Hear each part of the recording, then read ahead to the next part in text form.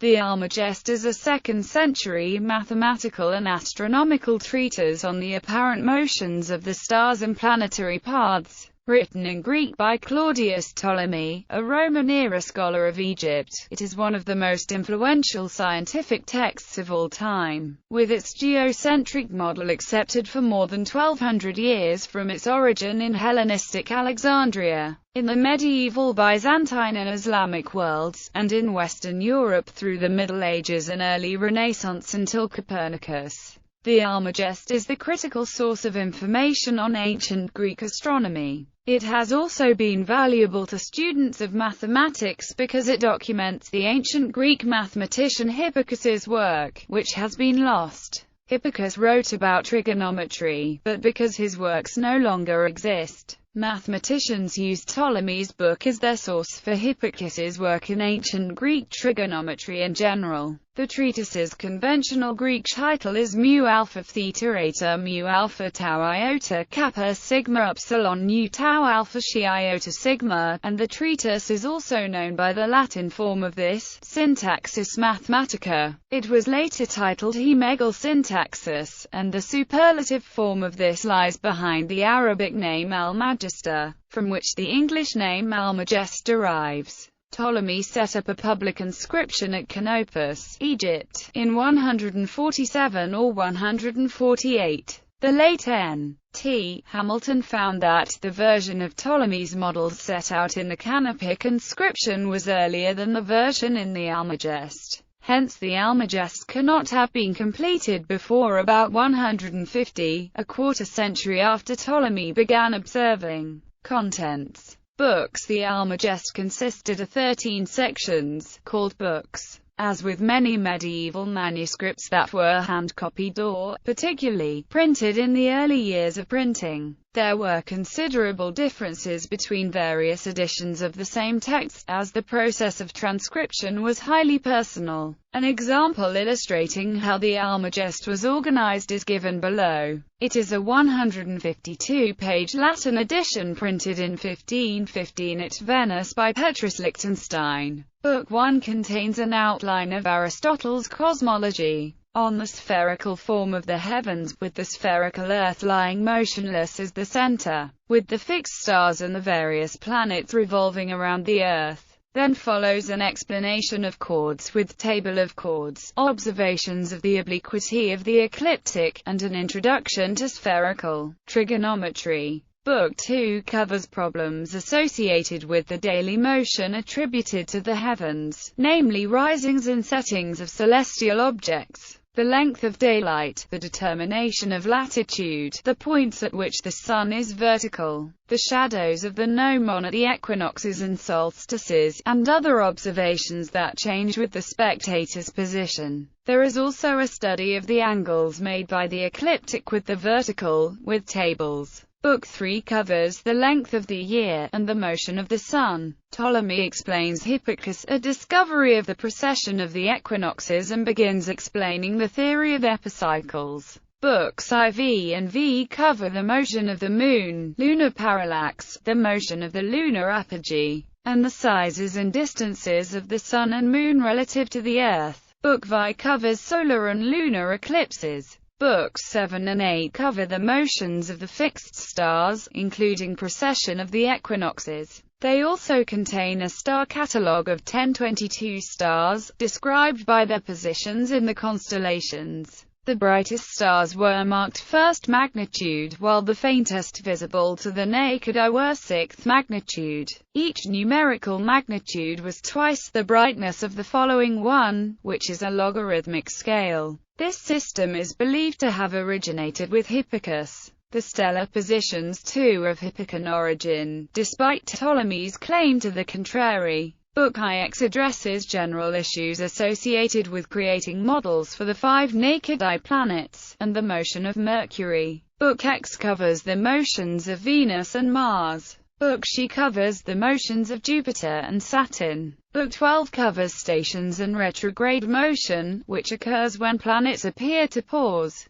then briefly reverse their motion against the background of the zodiac. Ptolemy understood these terms to apply to Mercury and Venus as well as the outer planets. Book 13 covers motion in latitude, that is, the deviation of planets from the ecliptic. The Magna Syntaxis contained details of the locations in ancient Britain. Brigganshame suggested to be located along the 22nd parallel, with central England at the 23rd and York at the 24th. Ptolemy's Cosmos. The cosmology of the Almagest includes 5 main points, each of which is the subject of a chapter in Book I. What follows is a close paraphrase of Ptolemy's own words from Toomer's translation. The celestial realm is spherical, and moves as a sphere. The Earth is a sphere. The Earth is at the center of the cosmos. The Earth, in relation to the distance of the fixed stars, has no appreciable size and must be treated as a mathematical point.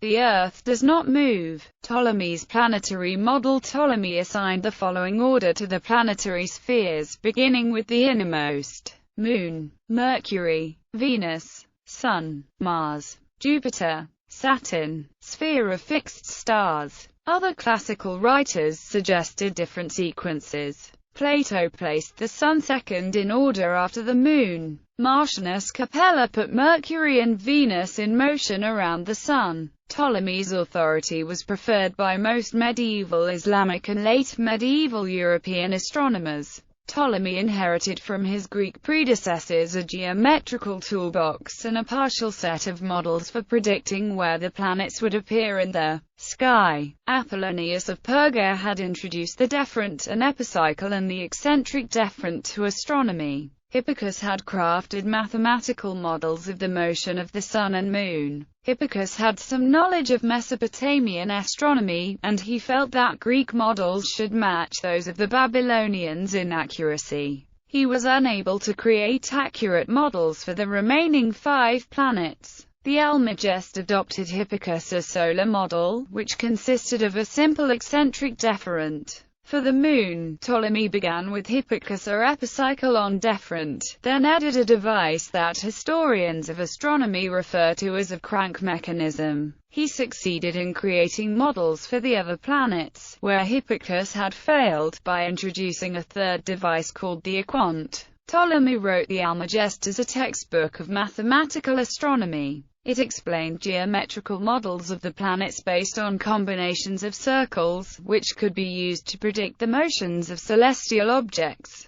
In a later book, The Planetary Hypotheses, Ptolemy explained how to transform in his geometrical models into 3-dimensional spheres or partial spheres. In contrast to the mathematical Almagest, The Planetary Hypotheses is sometimes described as a book of cosmology. Impact. Ptolemy's comprehensive treatise of mathematical astronomy superseded most older texts of Greek astronomy. Some were more specialized and thus of less interest, others simply became outdated by the newer models. As a result, the older texts ceased to be copied and were gradually lost. Much of what we know about the work of astronomers like Hipparchus comes from references in the Almagest. The first translations into Arabic were made in the 9th century, with 2 separate efforts, one sponsored by the Caliph Al-Ma'mun. Sa'd ibn Bishr is thought to be the first Arabic translator. By this time, the Almagest was lost in Western Europe, or only dimly remembered.